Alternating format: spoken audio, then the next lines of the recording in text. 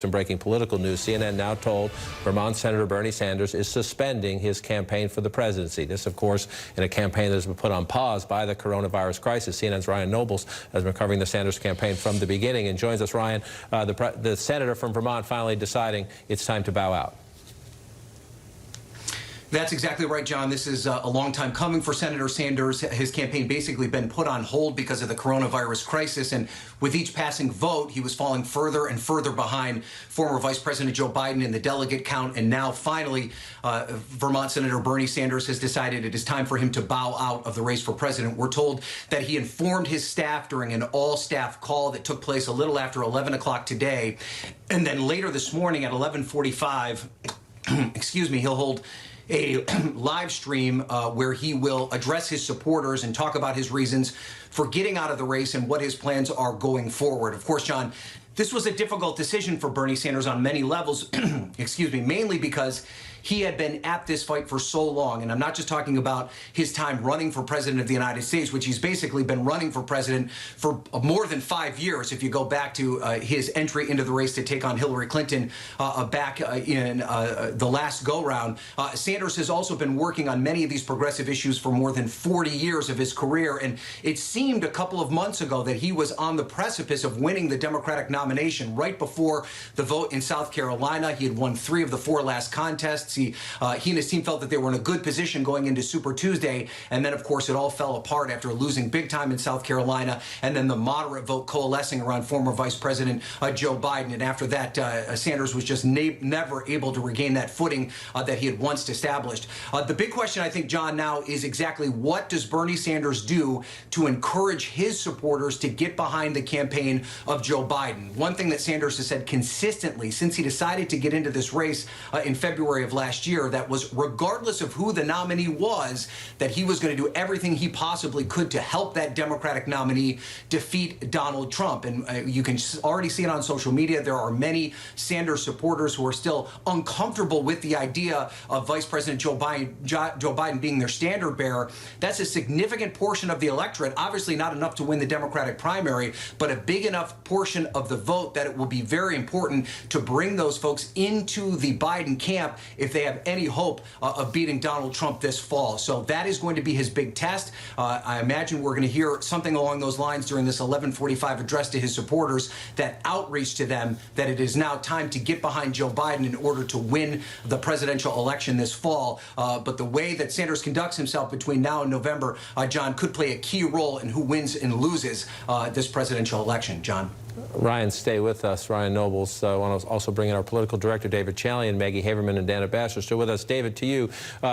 To the point Ryan makes here, this is a giant question for how does Senator Sanders go about mending fences with Joe Biden, but flip the coin. It is a giant challenge for Joe Biden, who is the very definition of the establishment that Bernie Sanders for years, not just in this campaign, has run against. The 2020 campaign has essentially been put, understandably and justifiably so, behind the curtain, if you will, because we are covering a global pandemic. But the election is still scheduled for November. It may be a virtual Democratic convention, but Joe Biden has a huge challenge now. I would say the one thing he has working in his favor that maybe Hillary Clinton did not have 4 years ago is he does have a better relationship with Senator Sanders.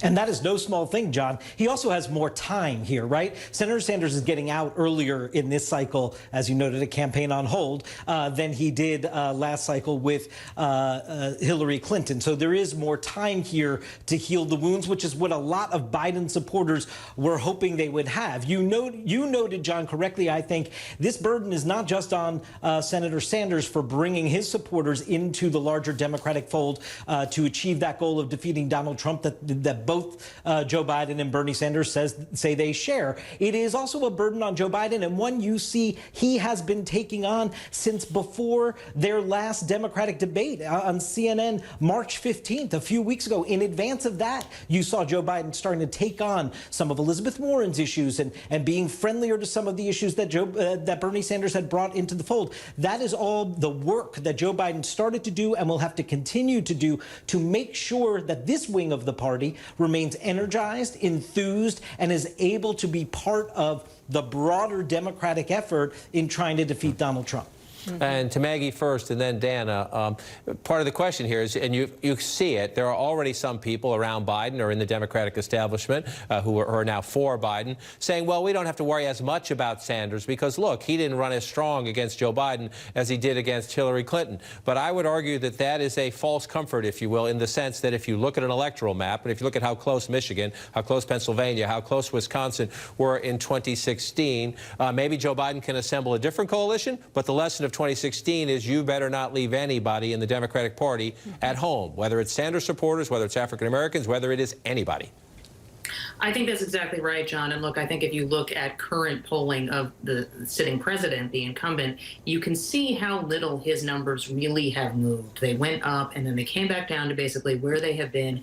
The stability of Donald Trump's approval rating actually speaks to the fact that there is a group of voters who are going to vote for him. This idea that there is this wide swath of people who are in between on him is not clear. And so Joe Biden is going to need to broaden the coalition that he is putting together. That is going to require Sanders supporters. And, you know, just because we have all been sort of in this suspended animation because of coronavirus and what it has wrought against the country over the last couple of months does not mean that all of the issues that Bernie Sanders was fighting for and talking about for decades have now been suspended in the minds of his supporters. So it is going to be incumbent on Joe Biden to find a way to bring those people in and turn them out on Election Day.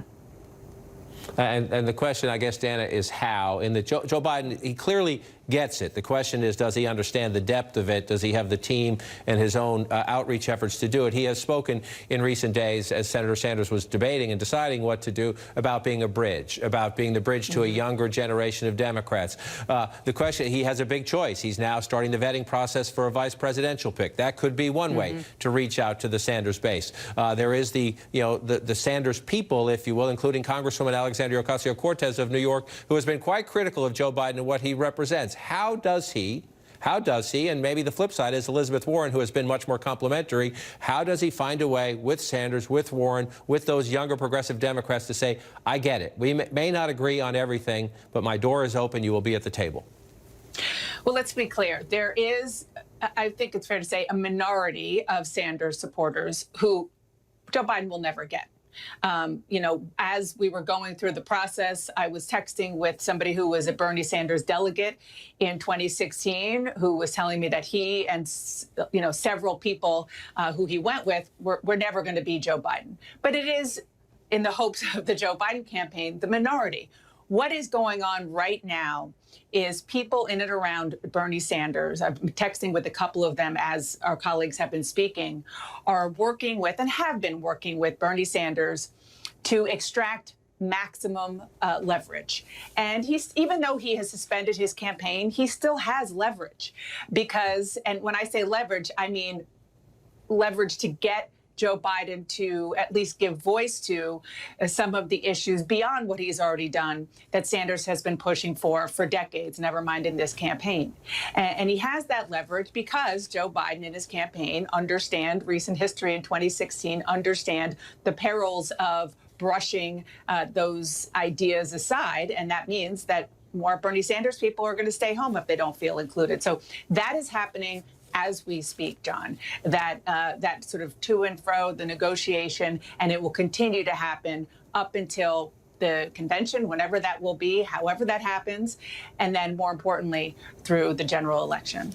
Right, and I want to, Ryan Nobles, we're talking a lot about how this impacts Joe Biden in the campaign going forward. I want to come back to Senator Sanders, and as I do so, I may have to interrupt you, and there's some irony here. If Andrew Cuomo, the governor of New York, comes out to give his daily coronavirus briefing, he has had to say in recent days that he does not plan to make a late entry into the Democratic race because of all the high-profile attention he has received leading his state. But in terms of Senator Sanders, he ran in 2016. He was very formidable at the beginning of 2020. It did not turn out the way he liked, but we often forget the personal challenge of running for president. He had a heart attack in the middle of the campaign, and he came back, and he was just as aggressive, just as energetic on the campaign trail. When they went back to Vermont after the week after week, there were 3 in a row Tuesdays where he was drubbed, shellacked by Joe Biden, and he said he was going to have to think about this. Take us inside that, because whether you're a Sanders supporter out there watching or not, it is a highly personal thing to run for president for yourself, for your family, and then for all of those people who every day get up and support you.